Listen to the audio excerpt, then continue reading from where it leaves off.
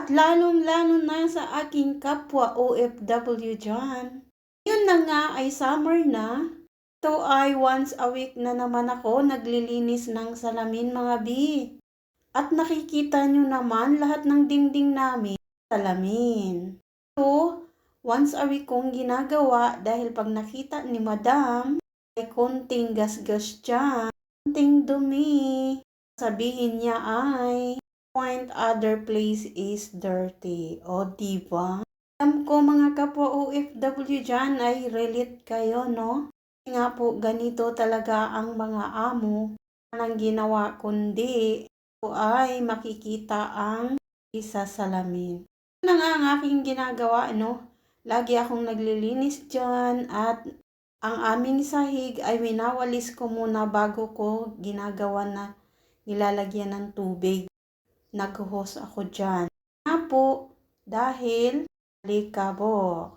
At ayan ay kahapon ko ginawa, no? Ang video na to ay ngayon ako nag-voice over. Really disappointed guys because dito sa aming space, na tinaniman ko ng aking kamuti ay binuldos na guys. Alam nyo naman pag nilinis yan, no?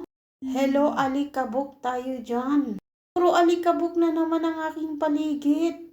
Ang ibig sabihin nito ay lilinisin ko na naman ulit. Diba ang hirap ng buhay nating OFW, paulit-ulit na lang. So, iikot ko kayo sa aking palasyo. Ang palasyo. Kita ko lang sa inyo ang puro salamin ng aming bahay. Ayan, as you can see, malinis na siya, no? Lahat yan pinunasan ko ng matinding punas. At pati mga upuan.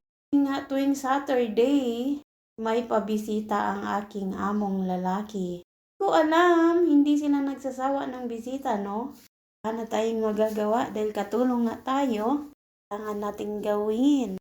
Inising mabuti, nga nakakahiya naman ang paulit-ulit kang sasabihan, matanda ka na.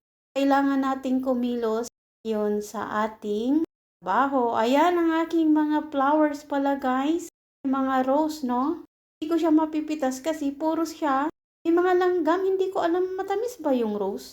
Lang. Hindi ko mapitas-pitas kaya hindi ko nilalagay dito sa loob. Maraming langgam. Salamat and hanggang sa susunod. Bye!